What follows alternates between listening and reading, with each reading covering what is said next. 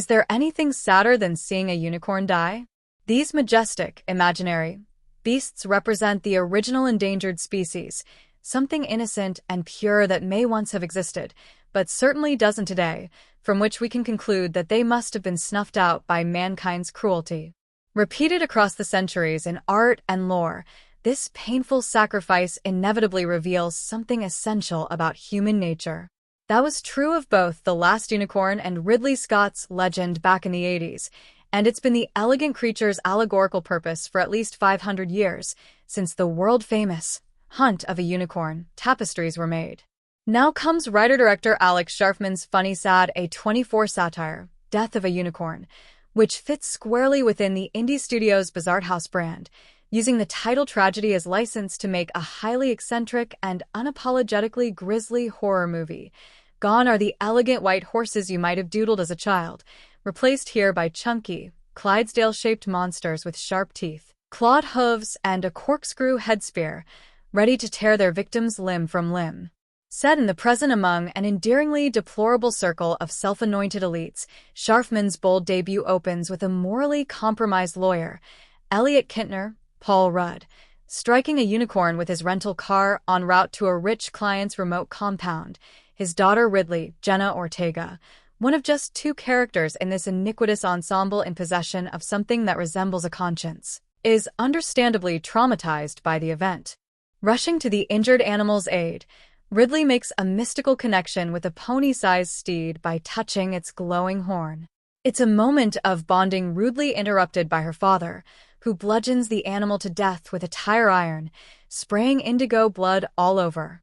Elliot is late for his appointment with Odell Leopold, Richard E. Grant, an ailing pharmaceutical honcho entering the final chapter of his fight against cancer, so the lawyer hastily cleans up and does his best to downplay the accident when he arrives at his employer's enormous compound, a modern-day castle, situated in the middle of a wildlife preserve.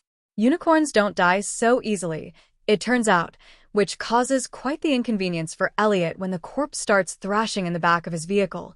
You'd think his hosts would be upset, and they are for a moment, though that passes as soon as Elliot realizes that unicorn blood has magical healing properties, a discovery that energizes Odell in every way. Not only does his cancer disappear upon contact, but the Leopolds stand to make millions marketing this treatment to their elite client list. So far, so cynical, as Sharfman skewers the ruthlessly profit-minded impulses that drive nearly all these characters.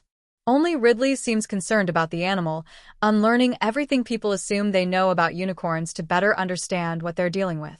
Analyzing the legendary unicorn tapestries hanging at the Met Cloisters in New York, augmented here by a gory new panel that depicts the suddenly fearsome animals disemboweling and impaling their aggressors, Ridley concludes that unicorns aren't nearly as benevolent as most people think. And she's right, as we soon see when the fallen foal's parents come looking for their road-killed baby. Come to find, that spiral horn isn't merely decorative, but doubles as a gnarly weapon with which these two larger and far more intimidating-looking unicorns impale their prey. Around this point, Death of a Unicorn makes an abrupt shift from witty class satire, something akin to Saltbin, with its posh location and self-absorbed aristocracy, to full-blown monster movie.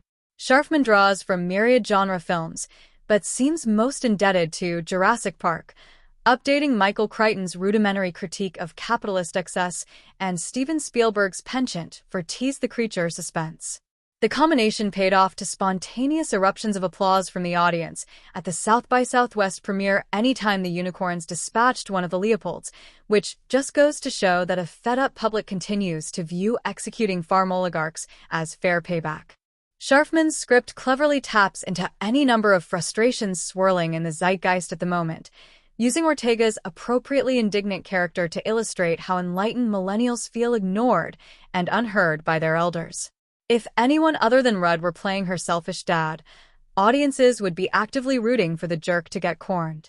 With the exception of the Leopold's beleaguered butler Griff, Anthony Kerrigan, all the other adults are actively destroying the world for Ridley's generation, and she isn't shy about expressing her concerns, which the Leopolds ignore at their own peril.